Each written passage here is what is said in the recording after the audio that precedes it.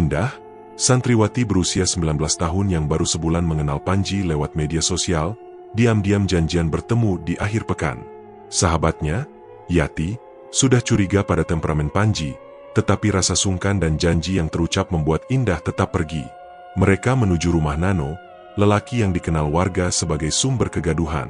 Di sana, gelas-gelas beradu, tawa hambar, dan bau arak menebal seperti kabut. Indah dicekoki, kesadarannya kabur, dan malam memanjang menjadi 4 hari yang sunyi dan terkurung. Sebelum lanjut ke cerita, yuk isi kehadiran di kolom komentar. Tulis dari mana Anda menyimak cerita ini, dan yang belum subscribe channel Suara Mistis, jangan lupa untuk tekan tombol subscribe, serta nyalakan lonceng notifikasinya, agar kalian tidak ketinggalan kisah-kisah horor menarik lainnya. Semoga semua yang sudah subscribe dan ikut mendukung channel ini, diberikan kelimpahan rezeki, kemudahan, dalam setiap langkah hidupnya, dan ketenangan lahir batin. Amin. Bismillah. Mari kita mulai ceritanya.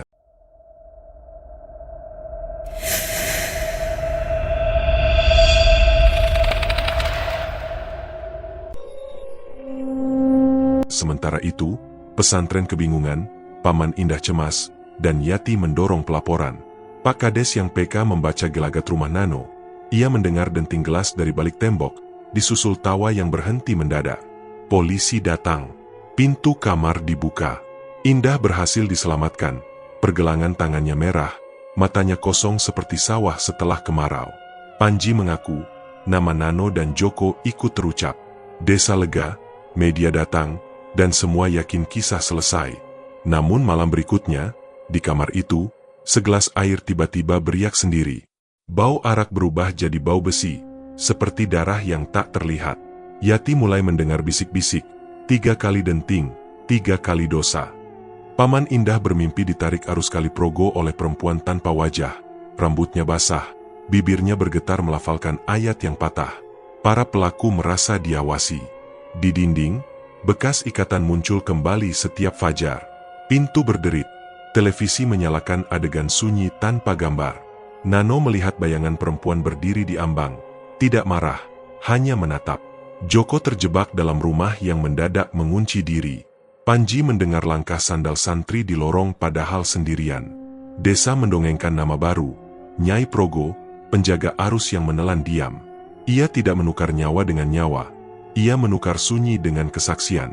Mereka yang bungkam, tetangga yang acuh, kernet yang berpaling, penjaga warung yang pura-pura tuli, mulai digedor oleh tanda-tanda, gelas beradu 3 kali, kain putih tergantung basah, dan bisik, pulanglah, di telinga kiri. Indah berjuang menyusun kembali dirinya, bukan untuk balas dendam, melainkan untuk menutup pintu kamar itu selamanya. Ia, Yati, dan Pak Kades menggali jejak. Siapa yang pertama kali tahu, siapa yang sengaja memadamkan lampu. Pada malam Rabu terakhir, di tepi Progo, mereka meletakkan 3 gelas kosong. Yang terdengar bukan tawa, tapi kesaksian. Air sungai kembali bening. Namun kamar itu tetap dingin. Sebuah peringatan.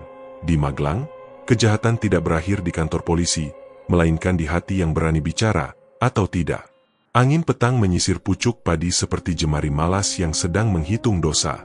Dari kejauhan, kubah kecil pesantren memantulkan cahaya senja, pucat seperti wajah yang baru selesai menangis.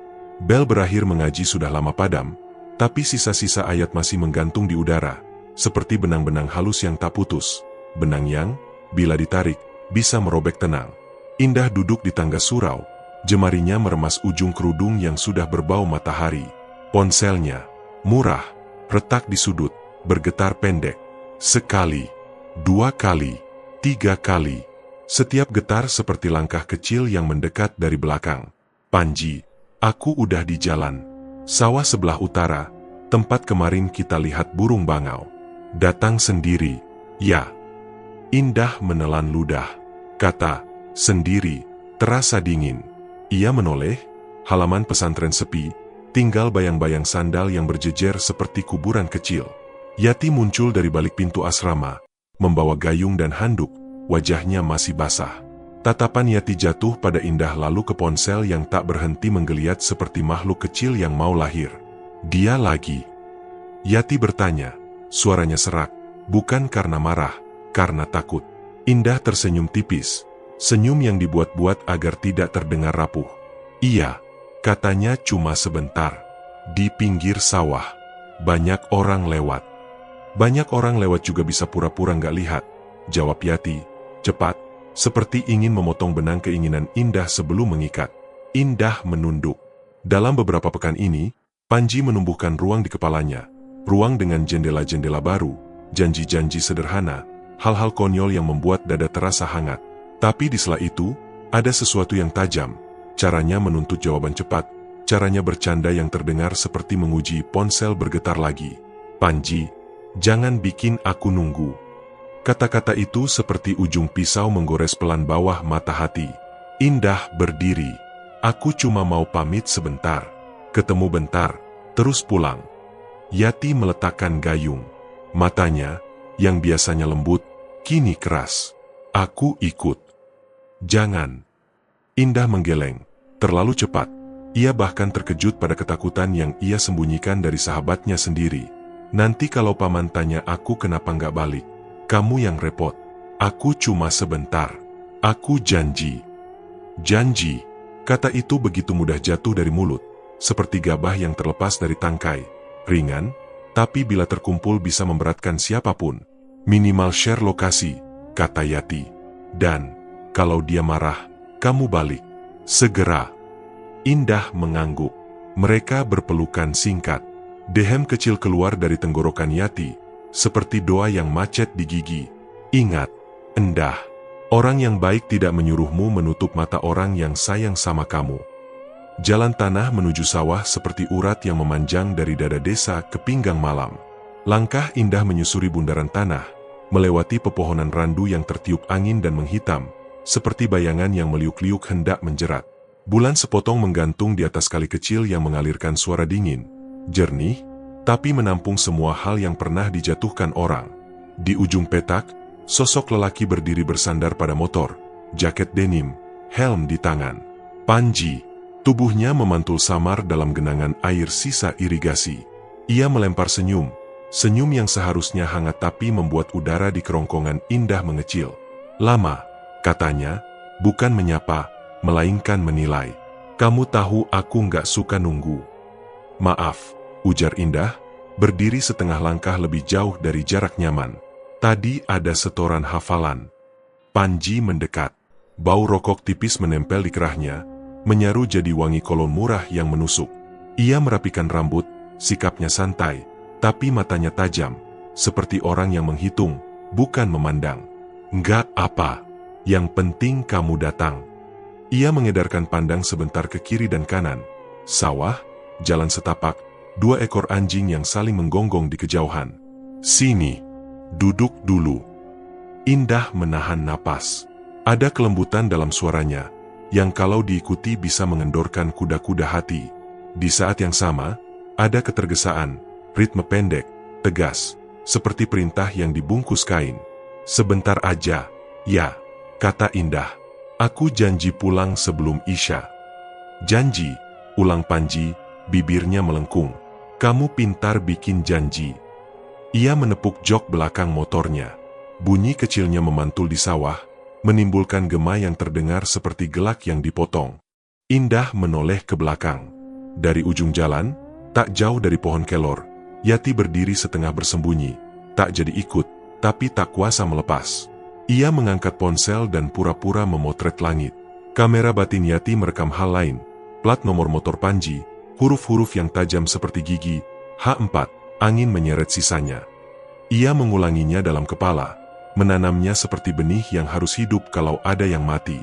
Yati lihat, bisik Indah pada diri sendiri. Jadi aman. Panji sudah duduk, menunggu. Kamu percaya sama aku nggak?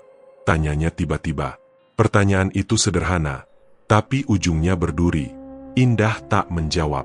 Ia melihat sawah, jaring lebar, garis-garis air memantulkan cahaya bulan. Di dalam pantulan, langit tampak lebih hitam, seperti ada sesuatu yang siap menenggelamkan, bila satu langkah diambil salah. Percaya, kata Indah akhirnya, lebih untuk menenangkan tangannya yang dingin daripada menjawab lelaki di depannya. Panji tertawa tanpa suara, bahunya saja yang bergerak. Bagus, soalnya orang yang gak percaya sering bikin masalah. Kata-kata itu jatuh ke lumpur dan menghilang, tapi getarnya tertinggal. Indah merapikan kerudung, menarik napas panjang. Di kejauhan, belalang berhenti mendecit, seolah sesuatu yang tak terlihat baru menegakkan punggung. Ponsel Indah bergetar lagi, kali ini dari Yati. Yati, kalau hati kamu bilang pulang, pulang. Indah menatap layar hanya sedetik. Ia ingin membalas, ingin bilang, aku baik-baik, ingin menambal cemas dengan huruf-huruf pendek. Tapi Panji sudah menoleh, matanya singgah ke ponsel seperti pisau yang singgah ke kulit mangga sebelum menembus. Kita jalan. Ia menyalakan motor. Suaranya memecah sunyi, memanggil sepasang kelelawar turun lebih rendah. Indah mengangguk. Seluruh tubuhnya seperti ditarik oleh magnet, sebagian ke arah suara mesin, sebagian ke arah pesan Yati, sebagian lagi ke arah sesuatu yang tak bernama. Dorongan yang bisa disebut ingin membuktikan diri, bisa juga disebut takut mengecewakan. Ia melangkah. Satu kaki menyentuh tanah becek di sisi motor, meninggalkan cetakan setengah telapak yang cepat terisi air. Ujung kerudungnya terseret angin, menyentuh spion dingin. Panji memutar gas sebentar, sekadar memamerkan kuasa kecil atas suara. Yati, dari ujung jalan, menegakkan ponsel. Kamera batinnya mengklik. Plat nomor, jaket denim, helm tanpa visor. Jam di pergelangan tangan kiri, berhenti di angka 12:03. Simpan semuanya, bisiknya pada diri sendiri. Simpan, kalau nanti ada yang menyangkal. Di atas mereka, bulan menambah cahayanya sedikit, seperti seorang saksi yang diam-diam menyalakan lampu. Indah meletakkan ujung jari di besi pegangan belakang motor. Besi itu dingin, seolah disimpan lama dalam lemari. Lalu ia mengangkat kaki, siap duduk. Pada saat itulah, angin datang dari arah kali, membawa bau yang tidak bisa diberi nama. Bukan bunga, bukan lumpur, sesuatu yang seperti logam digesekkan pada gigi. Belalang kembali mendecit. Anjing-anjing di kejauhan saling membentak. Padi menggosok padi, menghasilkan bunyi halus seperti bisik orang yang menahan tawa. Indah menoleh sebentar pada Yati. Di mata sahabatnya, ada ketakutan yang tak meminta izin, ketakutan yang bukan tentang sekarang, melainkan tentang nanti yang belum terjadi. Pulang sebelum Isya, kata Yati tanpa suara, membentuk kata-kata di udara. Indah mengangguk kecil. Lalu, dengan hati yang separuh beku, separuh berdebar, ia melangkah ke motor Panji. Kamera batin Yati menangkap satu hal terakhir, pantulan langit di genangan air di bawah ban. Gelapnya tidak mengikuti bentuk langit, gelapnya seperti lubang. Klik, simpan, cliffhanger, mesin meraung pelan. Plat nomor menyala setitik oleh pantulan bulan. Yati menutup genggaman pada ponsel, merekam, menghafal, sementara Indah, tanpa sadar, menggeser tubuh lebih dekat. Sawah di sekeliling menegang seperti jaring yang siap ditarik. Di ujung gang yang menurun ke arah sawah, ada rumah yang pintunya jarang benar-benar ditutup. Orang menyebutnya rumah Nano.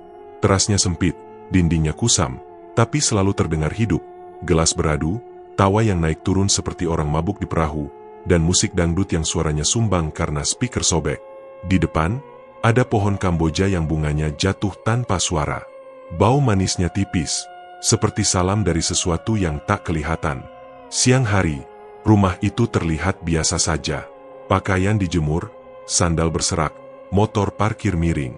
Anak kecil lewat, melirik, lalu buru-buru jalan lagi. Ibu-ibu melewati pagar bambu sambil menahan komentar. Bapak-bapak pura-pura tidak tahu, padahal telinganya hafal nada tawa di dalam. Semua orang pernah menegur. Semua orang juga pernah capek menegur. Sudah, nomor, jangan bikin gaduh, kata Pak RT suatu sore. Iya, Pak. Iya, jawab Nano sambil senyum. Setelah itu, tawa terdengar lagi. Lebih pelan, lebih licik. Malam, rumah itu berubah. Lampu temaram, tirai menutup setengah. Musik tetap sumbang, tapi kadang-kadang berhenti mendadak, seolah menunggu seseorang menarik napas. Gelas beradu, ada yang bersulang, ada yang mengumpat pelan.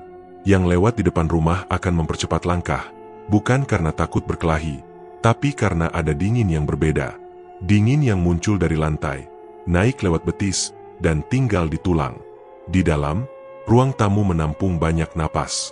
Meja kecil di tengah penuh bekas lingkaran air. Di sudut, televisi menyala tanpa dipedulikan. Gambar kabur, suara tidak jelas. Tawa menyambar-nyambar seperti sudu yang mengetuk panci. Lalu sunyi, lalu tawa lagi. Ritmenya aneh, seperti ada yang memimpin. Tapi pemimpinnya tidak duduk di situ. Di sebelah ruang tamu, ada lorong sempit menuju kamar-kamar. Lorong itu baunya campur, parfum murah, asap rokok, dan cat baru. Kalau berdiri di ambang lorong, telinga akan mendengar sesuatu yang seharusnya tidak ada. Bunyi gesek kecil, bunyi napas yang ditahan, atau mungkin cuma angin. Di ujung lorong, pintu kamar bernomor 04 menonjol. Nomornya tercat putih, terlalu bersih dibanding dinding. Catnya masih baru, mengkilap ketika kena lampu lorong yang kuning. Bekas cat lama terlihat di pinggir-pinggir, warna pudar. Angka yang seperti pernah dihapus cepat-cepat. Kenapa harus dicat ulang? Tidak ada yang bertanya. Atau semua orang bertanya dalam hati, tapi memilih menelan pertanyaan itu sebelum sempat keluar. Dulu, kamar itu tempat Nano menyimpan speaker cadangan dan poster lama. Pernah juga dipakai teman menginap.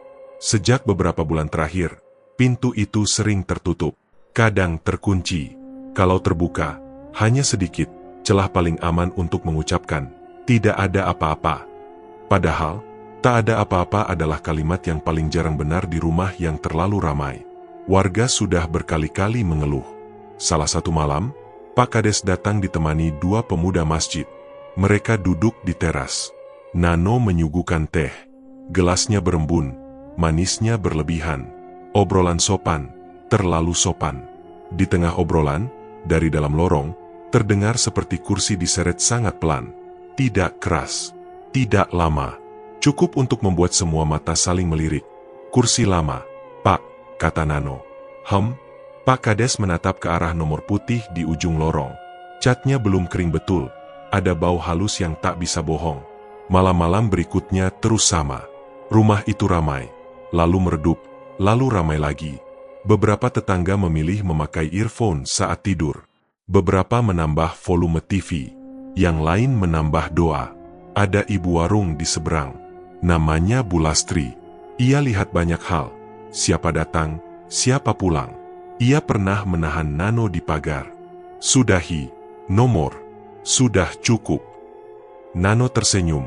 Sopan, seperti biasa. Iya, Bu. Maaf ya, Bu.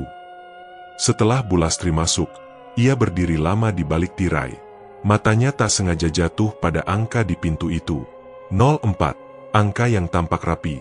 Terlalu rapi untuk rumah yang semena-mena. Di malam yang lain, hujan singgah sebentar. Jalan jadi licin. Musik sumbang tetap menyala. Ada dua motor datang, ban memercik. Tawa menyusul. Gelas dibagi 4. Seseorang menyetel TV ke kanal lain, tanpa benar-benar menonton. Di sela-sela suara itu, bila telinga cukup sabar, akan terdengar detak yang bukan detak jam. Seperti jantung yang diajari bersabar. Kamar 04 tertutup. Di baliknya, hening yang keras. Hening yang terasa seperti kain yang direndam air, lalu diperas perlahan sampai semua suaranya habis. Hening itu menekan dari dalam, mencari celah. Kalau berdiri dekat pintu, akan terasa sedikit dingin menembus kulit. Dingin yang tidak berasal dari hujan. Dingin yang seperti cat baru belum kering, menahan sesuatu yang lama agar tidak muncul ke permukaan. Nano suka berdiri di lorong, punggung menempel pada dinding. Tangannya memegang kunci. Ia biasa memainkannya, membalikannya di antara jari telunjuk dan jempol. Kunci berkilat sedikit. Satu sisi kunci ada bekas gores. Bekas itu muncul belum lama ini, tidak terlalu dalam, tapi cukup tajam. Orang yang memperhatikannya akan paham, kunci itu pernah jatuh, atau pernah menolak berputar di lubang yang enggan. Ramai terus, no. Celetuk Joko, teman Nano, tertawa pendek. Biar hangat, jawab Nano. Hangatnya nggak merata, kata yang lain, menunjuk lorong. Di sana dingin. Ah, kamu aneh. Nano kembali menatap pintu. Senyumnya menipis sekedip. Waktu lewat seperti gelas yang tidak pernah benar-benar kosong.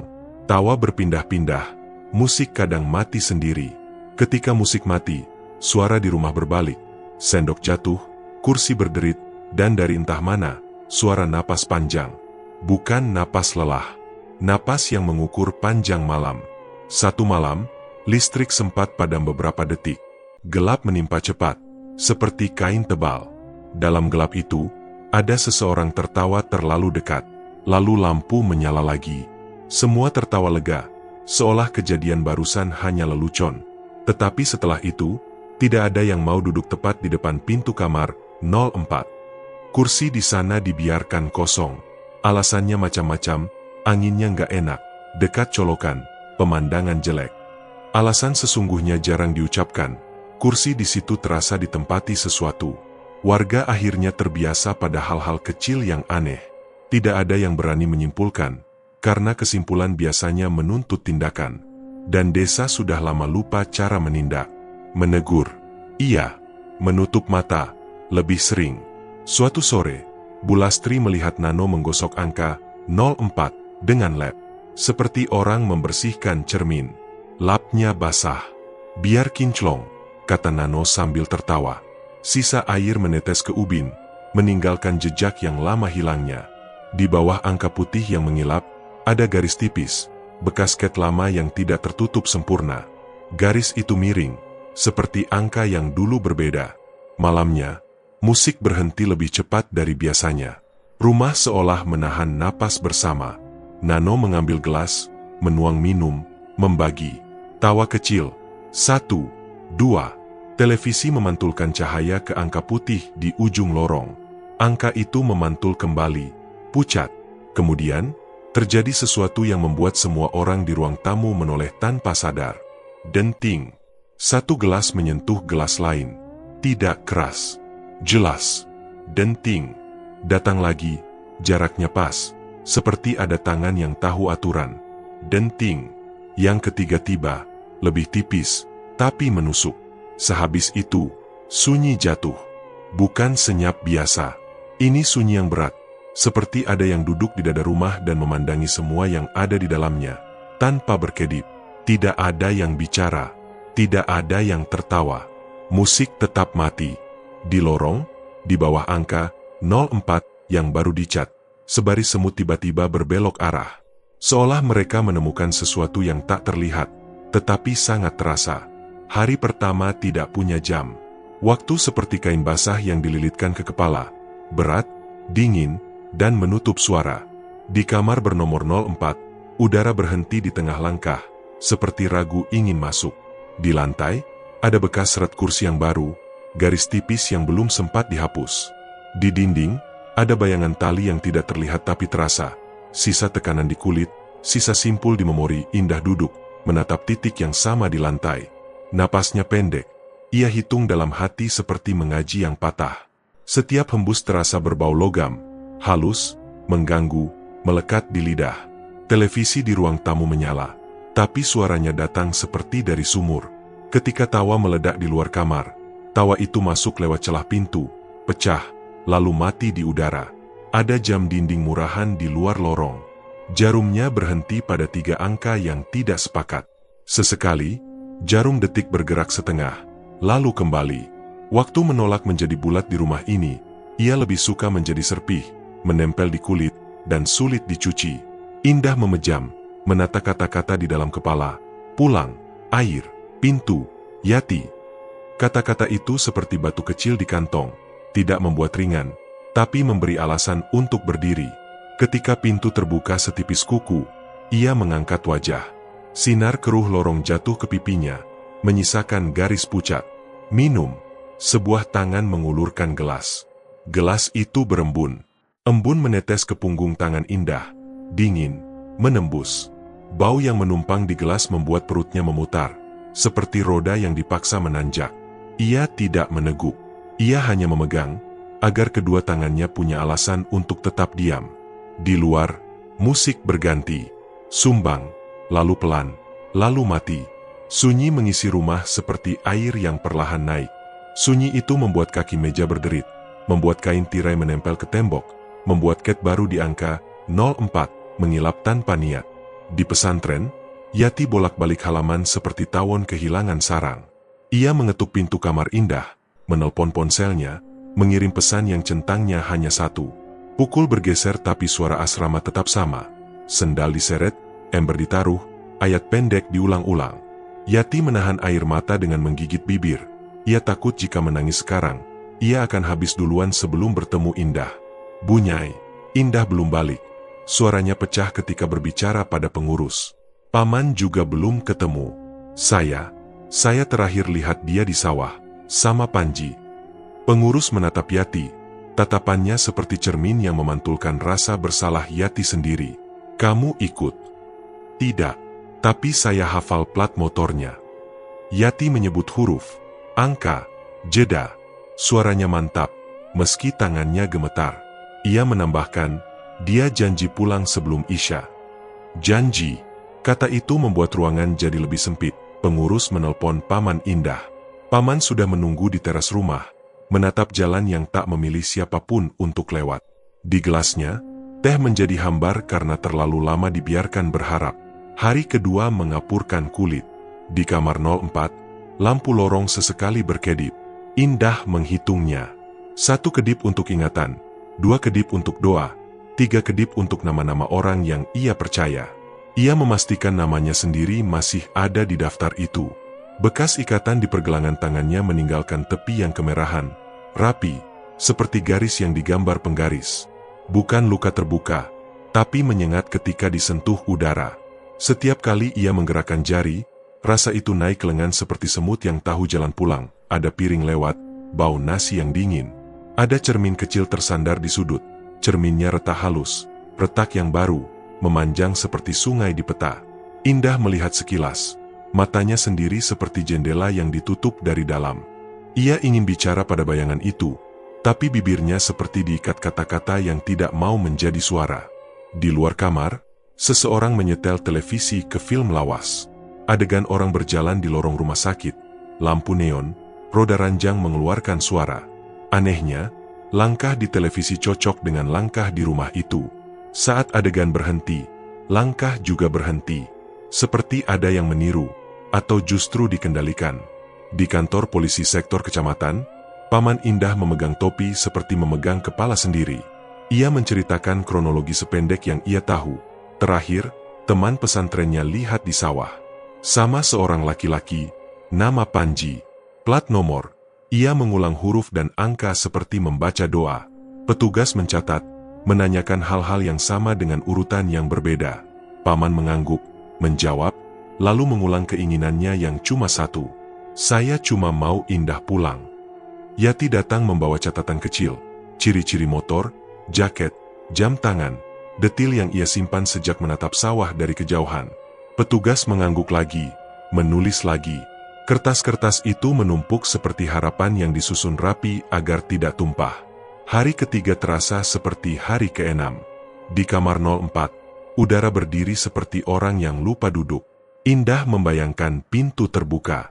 Membayangkan cahaya sore masuk dan membawa bau daun basah. Membayangkan suara Yati yang cepat.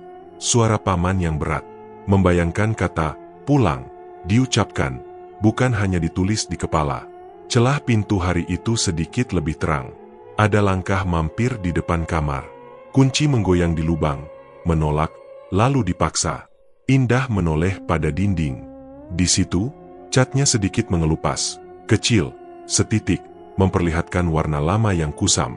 Waktu yang dikubur masih menetaskan diri, walau hanya sebutir. Bau logam kembali datang. Tidak tajam, ia merayap seperti kabut yang tidak jadi hujan. Indah memutar wajah, menelan ludah. Lidahnya seperti menyentuh sendok yang lama disimpan. Ia memegangi bekas ikatan dengan jemari yang sudah letih. Kulit di situ tampak menghafal sesuatu yang tidak ingin diingat. Di luar, tawa terdengar lagi. Lalu berhenti, seolah seseorang memutar tombol yang tidak ada di dinding. Jam di lorong masih bandel. Jarum menit meringis di angka 2. Jarum detik mencoba sekali lagi, menyerah, lalu menghela napas yang tidak mungkin dimiliki jam. Hari keempat mengajari rumah cara berbohong. Pintu kamar 04 sedikit terbuka. Tidak ada apa-apa, kata lorong. Hanya kamar. Karpet plastik rapi, dinding bersih.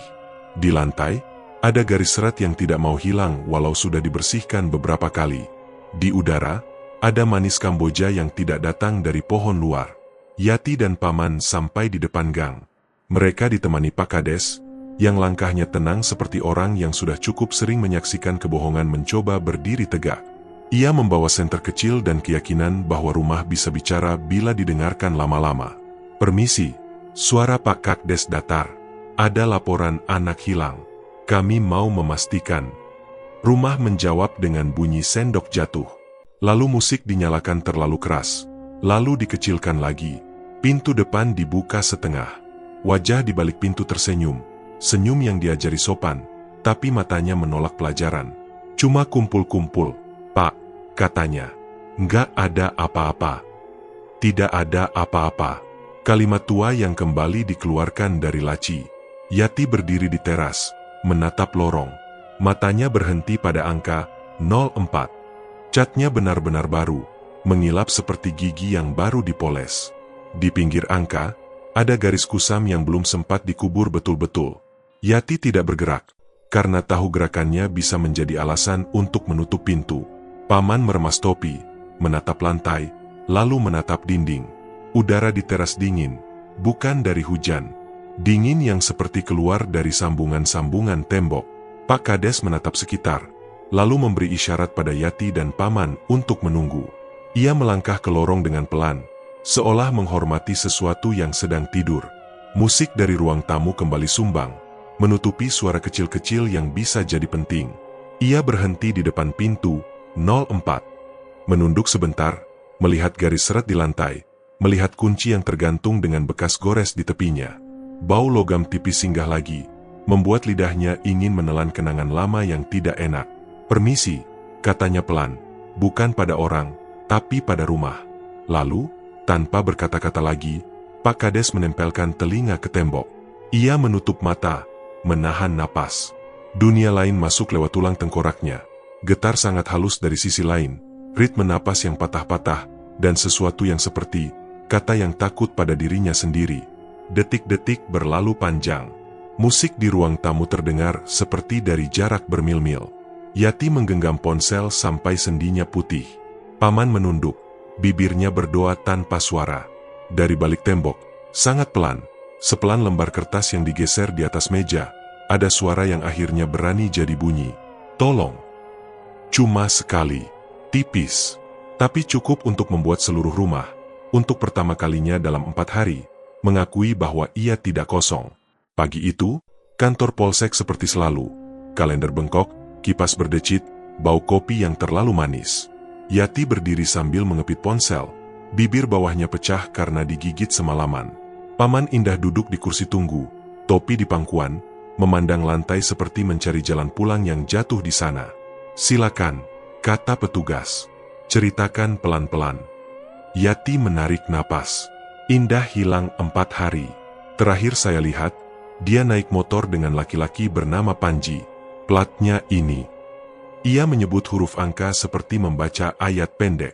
Tangannya gemetar, tapi suaranya jernih. "Kenapa baru sekarang?" tanya petugas lain. Nadanya tidak keras, tapi dingin. Yati menunduk. Pertanyaan itu menampar, karena jawabannya bukan satu. Malu, takut menyusahkan, takut dibilang lebay, takut pada kata-kata orang, "Anak pesantren kok."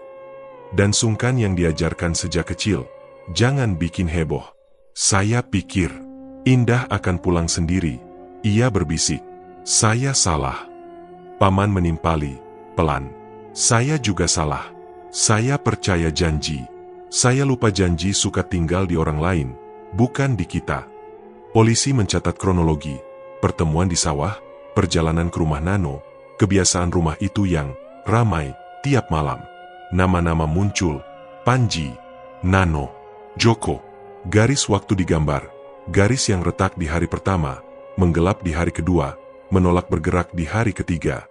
"Siapa yang bisa menjadi saksi sekitar rumah Nano?" tanya petugas. "Bu Lastri, warung seberang," jawab Yati cepat. "Dan Pak RT, mereka sering menegur." Siang menjelang sore, tim kecil bergerak ke gang yang menurun ke sawah. Bu Lastri dipanggil ke teras warung. Tangannya masih memegang lap basah. "Setiap malam," katanya, menatap lorong rumah Nano, "ada suara kursi diseret. Pelan. Lama. Bukan sekali. Jam berapa biasanya? Tanya petugas. Tidak pas. Tapi hampir selalu setelah musik berhenti. Seperti nunggu sesuatu diam, baru diseret. Ia menelan ludah. Kemarin, juga ada. 3 malam berturut.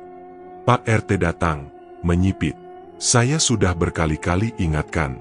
Mereka jawab sopan. Lalu ramai lagi. Petugas menggambar pola. Musik, tawa, sunyi, seret kursi. Pola itu terasa seperti napas rumah yang dipaksa duduk tegap. Bisa kami masuk? Tanya petugas, mengetuk pintu rumah Nano. Pintu terbuka separuh. Nano tersenyum sopan. Ada urusan, Pak. Pemeriksaan biasa. Ada laporan kehilangan. Nano menoleh ke dalam. Televisi menyala. Suara sumbang. Lorong setengah gelap. Angka 04 di ujung tampak terlalu putih. Petugas melangkah pelan. Mata menyapu lantai, meja, rak gelas. Suara dunia seperti mengecil ketika mereka masuk. Seperti kalau kita menutup telinga separuh. Di sudut ruang tamu, ada meja kecil, taplaknya kusut. Petugas menunduk karena melihat sesuatu berkilat samar di bawahnya. Ia jongkok, menyibak pinggiran taplak. Debu tipis, 2 batang tusuk gigi, dan 1 kunci kecil yang jatuh miring, terselip di kolong meja. Kunci apa ini? Tanya petugas, suaranya datar. Nano menoleh, terlalu cepat untuk orang yang tidak peduli. Tidak tahu, Pak. Banyak kunci di sini. Petugas mengangkat kunci itu dengan sapu tangan. Giginya ada bekas gores, seperti pernah dipaksa memutar lubang yang enggan. Tatapan petugas pindah ke lorong. Ini pintu yang mana? Nano menelan ludah. Kamar gudang. Bisa dibuka. Sedang dibersihkan, jawab Nano, terlalu cepat lagi. Pak Kades, yang diam sejak tadi, merapat dengan pelan. Ia menatap angka 04 yang mengilap. Di pinggirnya ada garis kusam yang tak tertutup cat baru. Ia mengangguk kecil ke arah petugas. Baik, kata petugas. Kami minta semua yang di sini diam di ruang tamu. Di luar, Yati berdiri di teras, tangan dingin. Paman di sampingnya membaca tasbih tanpa suara. Bulastri menahan napas, bukan karena percaya pada hal-hal gaib, tapi karena tahu rumah bisa lebih pandai berbohong daripada manusia. Cliffhanger 1. Petugas mengangkat kunci yang ditemukan di kolong meja. Kunci itu dicoba ke pintu 04. Lubang kunci bergetar sangat pelan. Dari balik kayu, bau cat baru bercampur bau logam yang tipis. Klik pertama gagal. Klik kedua, pintu tidak terbuka, tapi tembok seperti ikut menghela napas. Sore berubah gelap. Surat perintah sudah di tangan. Penggerebekan dilakukan dengan langkah yang tidak tergesa dan tidak ragu. 2 petugas berdiri di pintu depan, 1 di belakang. Pak Kades tetap di teras, Yati menggenggam ponsel, Paman menggenggam napas. Bismillah, bisik seseorang, entah siapa. Kunci tadi dimasukkan lagi ke pintu 04. Kali ini pelan, seolah meminta izin. Klik, pintu longgar setengah jari. Bau kamar datang, bukan bau benda, melainkan bau udara yang terlalu lama ditahan. Seperti botol yang baru dibuka. Pintu didorong. Kamar kecil, rapi seadanya. Tapi sesuatu dalam kerapian itu salah. Garis seret di lantai yang tidak hilang, bekas tali di kaki ranjang, tembok bersih namun sepetak catnya berbeda kilap. Tidak ada musik di sini. Tidak ada tawa. Ada hening yang tebal dan seseorang yang duduk di lantai, punggung menyandar dinding, mata terbuka tapi tidak melihat. Indah, indah. Suara Yati pecah di ambang pintu, otomatis ingin melangkah, tapi dihalangi petugas. Prosedur. Salah satu polisi bersimpuh. Enduk, lihat saya. Ia mengangkat selembar kain kecil, menutupi bagian-bagian yang seharusnya tidak jadi tontonan siapapun. Ia tidak menyentuh kulit lebih dari yang perlu.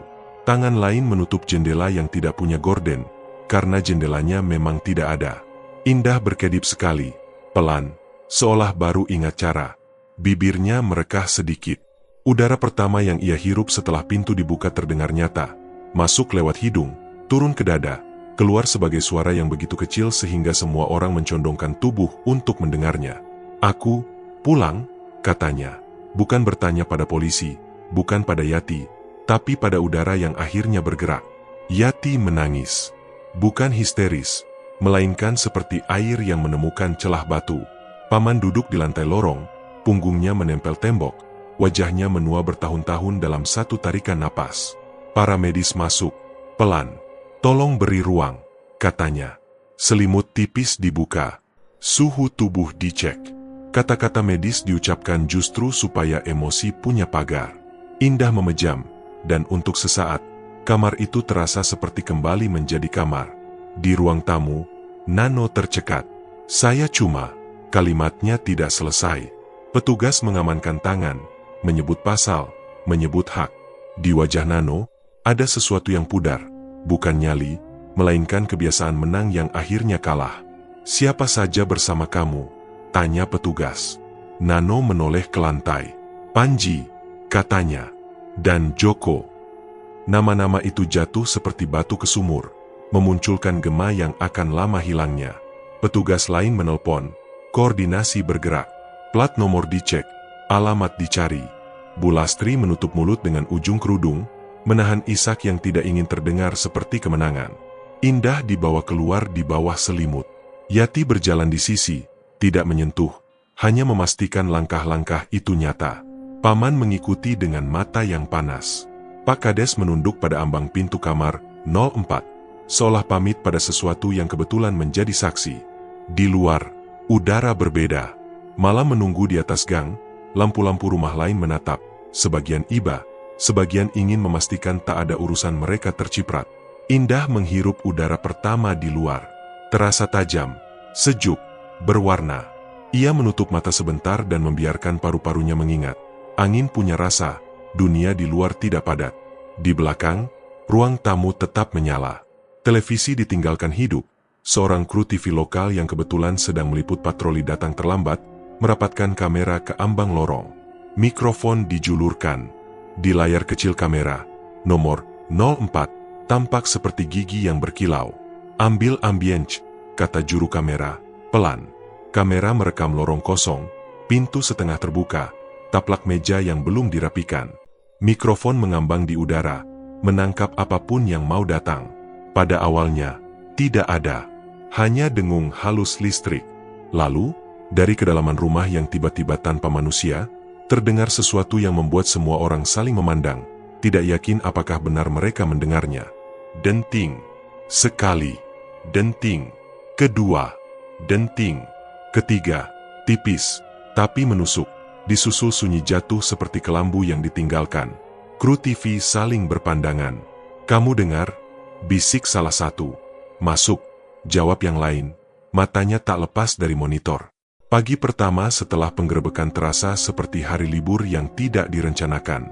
Media pergi, mobil-mobil dengan stiker stasiun TV menuruni gang dan hilang di tikungan pasar.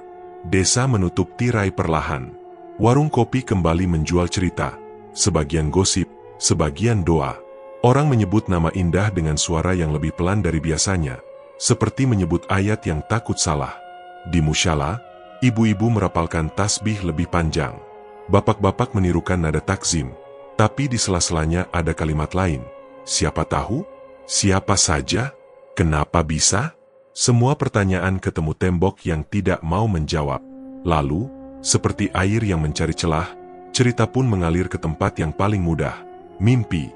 Malam itu, beberapa warga bermimpi hal yang sama. Mereka melihat pergelangan tangan, bukan wajah, bukan tempat, hanya sepasang pergelangan yang melayang di kegelapan, dilingkari bekas tali yang rapi dan merah. Dalam mimpi itu, bekasnya bukan luka, ia jejak. Ada sensasi dingin menjalar setiap kali mereka mencoba menyentuhnya. Ketika bangun, sebagian orang mendapati pergelangan mereka sendiri terasa berat, seolah mengenakan gelang besi tak tampak. Mereka tidak bercerita, atau bercerita tapi sambil tertawa keras-keras, cara paling singkat untuk menipu rasa takut. Di rumah Yati, suasana seperti kamar yang baru saja selesai menangis. Jendela dibuka lebar, jemuran wangi sabun, lantai disapu lebih sering. Yati pulang pergi ke rumah Paman Indah, membantu urusan kecil, menyiapkan air, menyiapkan baju hangat, mematikan TV ketika suara terlalu banyak. Rasa bersalahnya tidak hilang oleh kelegaan, hanya berubah bentuk. Kini ia tinggal sebagai ketelitian, menanyakan jam tidur indah, memastikan gembok pagar tidak macet, menyimpan nomor telepon yang mungkin berguna. Malam ketiga, Yati duduk sendirian di ruang tengah. Lampu temaram. Di rak, ada buku catatan kecil berisi plat nomor motor, ciri-ciri jaket, jam tangan, semua yang ia simpan di kepala sejak sawah. Ia membuka halaman terakhir. Kosong. Ia ingin menulis sesuatu, tapi tidak tahu apa. Di luar, angin lewat membawa bau padi yang lembab. Jam dinding menunjuk pukul 2. Yati menutup buku, mematikan TV, berdiri untuk menuju kamar. Di lorong menuju kamarnya, sandal-sandal disusun rapi, lantai bersih, udara dingin biasa. Lalu terdengar, "Ctap, ctap, ctap." Suara langkah sandal, pelan, ragu, seperti milik seseorang yang tidak ingin membangunkan rumah. Datang dari ujung lorong, tempat tidak ada siapa-siapa. Yati berhenti. Jantungnya memukul dada dengan cara yang tidak ia kenal. Ia memanggil nama sendiri di dalam hati, supaya tidak lari. Suara itu mendekat sekali. Cukup dekat sehingga Yati bisa mencium bau kamar yang pernah terkunci. Campuran dingin cat, debu lama, dan logam yang sangat tipis. Ia menoleh. Ujung lorong kosong. Tapi sandal-sandal yang tadi rapi kini, entah kapan, bergeser satu jari ke samping, membentuk garis kecil, seperti jejak orang lewat. Yati menelan ludah. "Assalamualaikum," katanya. Lirih, entah pada siapa. Angin melewati rambutnya tanpa suara. Di rumah Nano, malam tidak pernah benar-benar tidur. Sejak penggerebekan, rumah itu terasa lebih sempit, seperti baju yang mendadak menyusut. Nano duduk di kursi ruang tamu sendirian. Televisi menyala tanpa suara. Di meja, ada satu gelas sisa. Bau arak yang dulu hangat kini berubah. Hidungnya menangkap bau besi yang dingin, jelas, menempel di langit-langit mulut. Ia berkumur, tidak hilang. Jam melewati pukul 2.3. Nano memijat pelipis. Pikirannya menolak kosong. Setiap kali ia memaksa lupa, sesuatu di lorong mengingatkan. Angka 04 di ujung lorong tetap bersinar tipis, seolah menyimpan cahaya sendiri. Pukul 24. Denting. 1. Denting. 2. Denting. 3. Nano merapatkan rahang. "Kucing," katanya untuk menina bobok dirinya. Tapi denting itu teratur, higienis, punya jarak yang persis, cara bunyi yang terlalu manusia untuk diduga makhluk lain. Ia mematikan TV. Sunyi menyebar. Di langit-langit, tepat di titik lampu, muncul noda air yang tidak ada sore tadi. Noda itu membesar pelan, menetes. Tetesan pertama jatuh ke meja, bening, tapi ketika menyentuh kayu, warnanya abu, seolah membawa serbuk cat dari tempat yang jauh. Tetesan kedua diikuti garis putih tipis, kain. Bukan kain yang tergantung rapi, ini secari kain putih yang muncul dari celah plafon, basah, menetes seperti seseorang yang baru saja memerasnya dari dalam. Nano berdiri, kursinya menggesek lantai. Suara gesekan itu mengirim kilatan ke kepalanya. Kursi, serat, setiap malam. Ia menatap kain yang makin turun, ujungnya membentuk lekuk seperti jari yang letih. "Siapa di atas?" Suaranya pecah. Tidak ada yang menjawab. Denting lagi, jauh, padahal rumah kecil. Nano mundur selangkah. Keringat dingin menyelinap di punggung. Ia melirik ke lorong. Pintu 04 tertutup, tapi garis cahaya tipis memanjang di bawahnya, meluas seperti senyum tak terlihat. Udara berubah berat, seperti ada orang lain ikut bernapas di ruangan yang kotor. Tetes terakhir jatuh tepat di punggung tangannya. Dingin, beraroma logam. Nano mengusapnya dan menatap telapak. Bening, tapi sensasinya tidak pergi. Ia berusaha tertawa, gagal. Dari arah pintu depan, angin masuk tanpa menggerak tirai.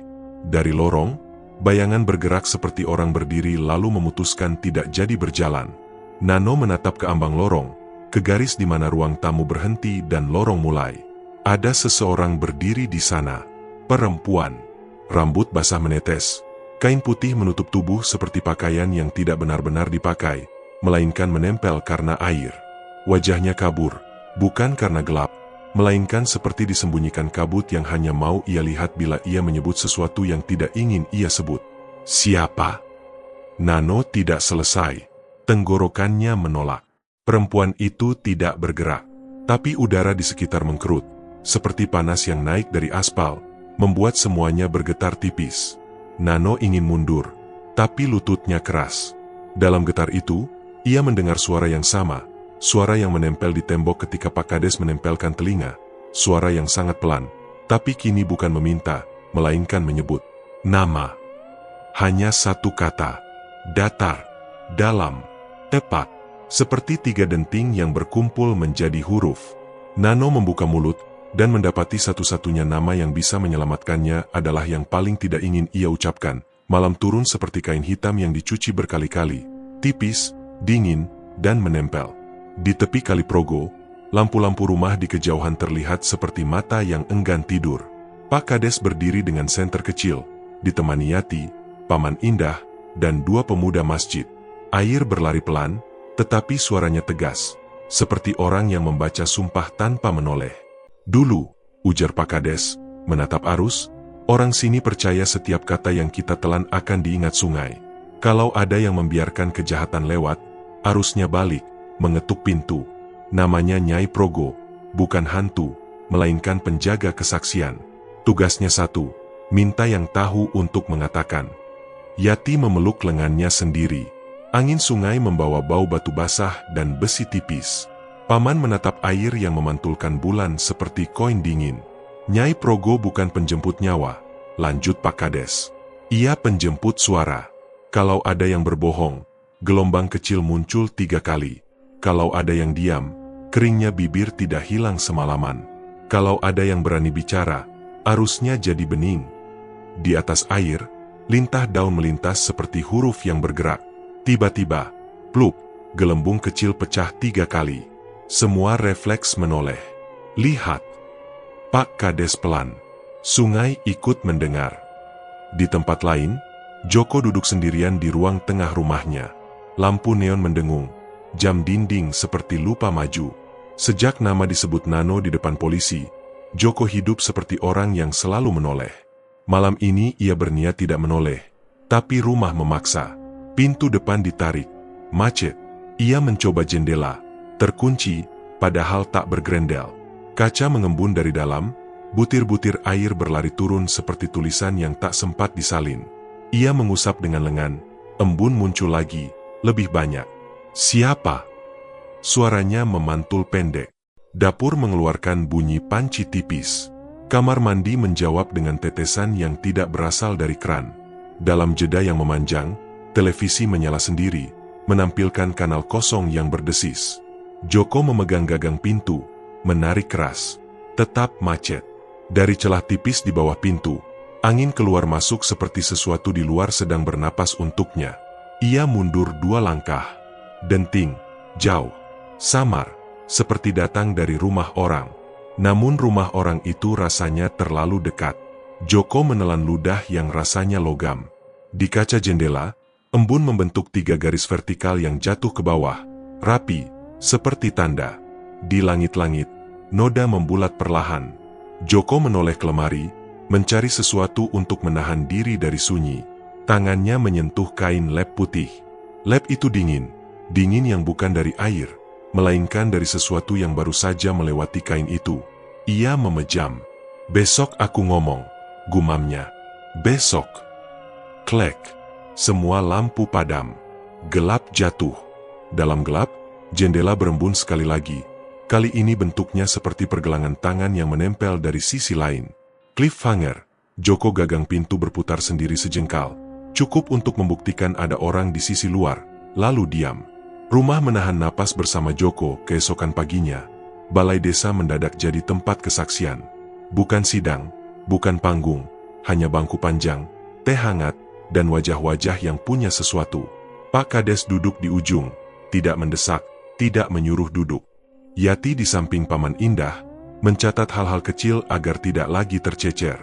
Yang pertama bersuara Bu Lastri. Tangannya gemetar, tapi suaranya jelas. Saya dengar kursi diseret hampir tiap malam. Saya diam. Saya takut ribut. Saya salah. Seorang kernet angkat tangan. Saya lihat Indah dibonceng lewat gang waktu senja. Saya pikir mereka pacaran. Saya diam. Seorang penjual minuman di pinggir gang menatap meja. Mereka sering beli. Kalau saya menolak, saya takut dibilang cari masalah. Saya diam. Nama-nama berdatangan. Tidak semua berani berdiri. Beberapa hanya mengangguk ketika cerita orang lain menyentuh bagian mereka. Nyai Progo, apakah ia ada atau tidak? Sepertinya duduk di antara mereka, menimbang setiap jeda, mencatat setiap diam. Yati menatap Indah, yang duduk bersandar bantal tipis. Wajahnya masih pucat, tapi matanya kembali hidup. Ketika gilirannya datang, ia tidak bercerita tentang bagaimana. Ia menyebut nama, satu persatu, pelan. Pasti, yang tahu tapi diam, kata Indah, menatap meja. Bu Lastri, maaf, kamu sudah minta maaf, saya maafkan. Ia mengangkat wajah pada ibu tua itu yang langsung menangis pendek. Mas Kernet, terima kasih sudah datang. Penjual, terima kasih sudah duduk di sini. Pak RT, terima kasih sudah menegur berulang. Maaf kalau saya tidak pernah tahu. Indah berhenti, menarik napas, menoleh pada Yati. Dan Yati, suaranya pecah sebentar, lalu stabil. Saksi yang menyimpan plat nomor. Terima kasih tidak diam. Yati menunduk, air mata jatuh seadanya, tanpa suara. Paman menepuk bahunya pelan, seperti menenangkan anak kecil yang baru saja menaruh batu berat di tanah. Pak Kades menutup buku catatan. Cukup untuk hari ini, ucapnya. Kesaksian bukan lomba. Yang belum siap, besok. Sungai sabar, asal kita tidak membohongi diri. Angin lewat dari jendela, membawa bau arus. Di luar, Progo berjalan seperti biasa, tetapi bunyi kecil di permukaannya terdengar seperti orang berbisik aman. Sore, rumah Nano kembali sepi. Polisi sudah menempel garis kuning. Tetangga menjaga jarak. Matahari turun di belakang pohon Kamboja, menyisakan cahaya pucat di lorong. Pintu 04 tertutup sejak penggerbekan. Cat putihnya masih mengilap, terlalu baru dibanding dinding. Yati, yang datang menjemput berkas untuk polisi, berdiri di teras ditemani Pak Kades dan Bu Lastri. Tidak ada yang bicara, hanya bunyi plastik garis yang tersentuh angin. Di dalam rumah, televisi yang dimatikan memantulkan lorong seperti kolam hitam. Ubin lantai memiliki garis seret yang tetap tidak hilang, sekalipun dibersihkan berkali-kali.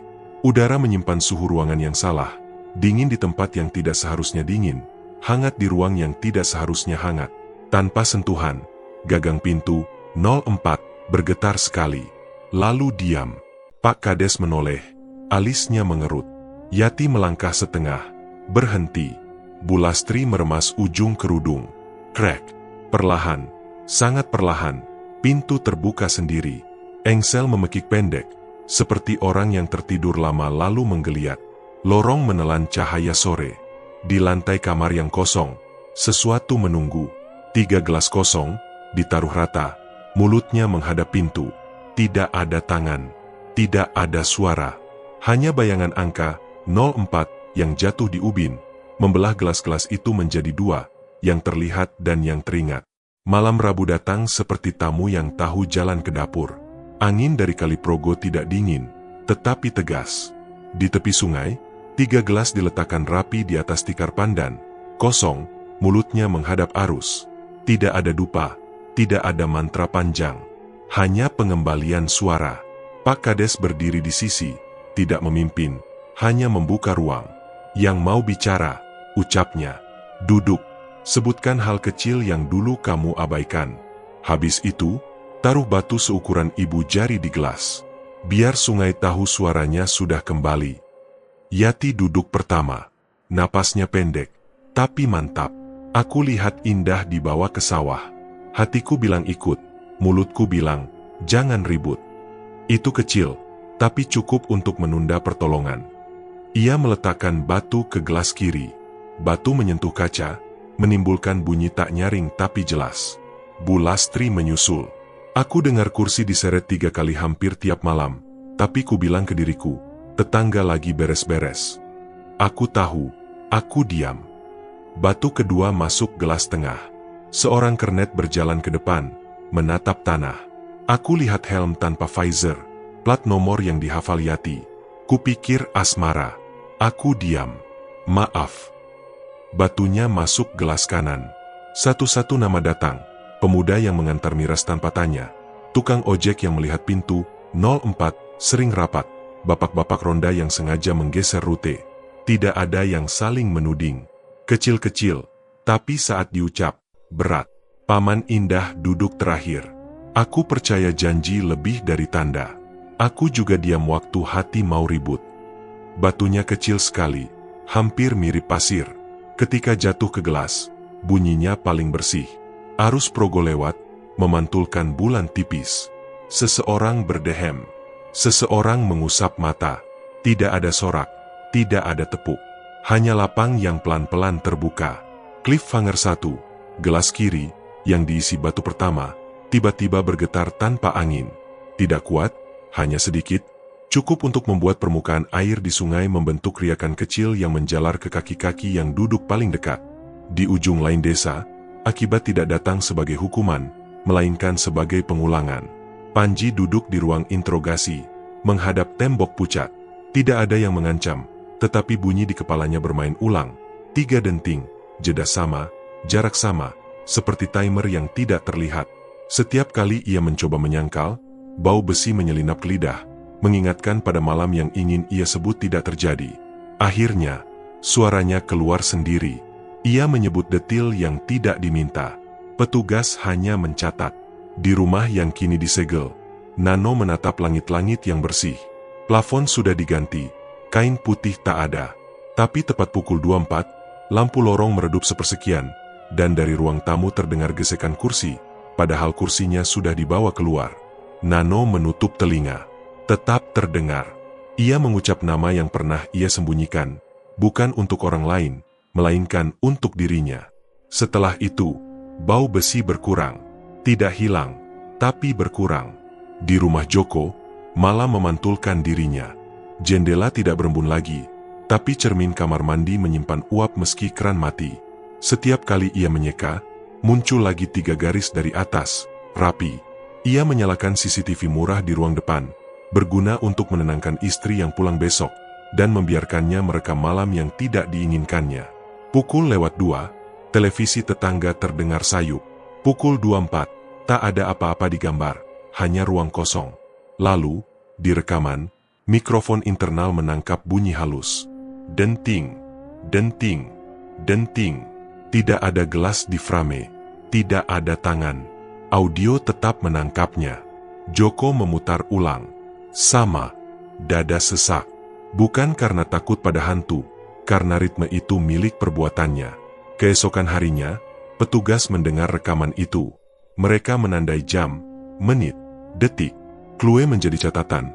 CCTV Joko menangkap denting yang identik dengan ambience kamera TV di rumah Nano, dan identik pula dengan bunyi yang sering dilaporkan warga. Tidak ada yang menyebutnya mukjizat. Mereka menyebutnya pola. Malam Rabu berikutnya, ritual kembali di tepi sungai. Bukan klinik, pembiasaan. 3 gelas tetap, batu-batu baru datang dari mulut yang semula keras. Seorang bapak ronda berkata, "Aku mematikan senter waktu lewat lorong itu."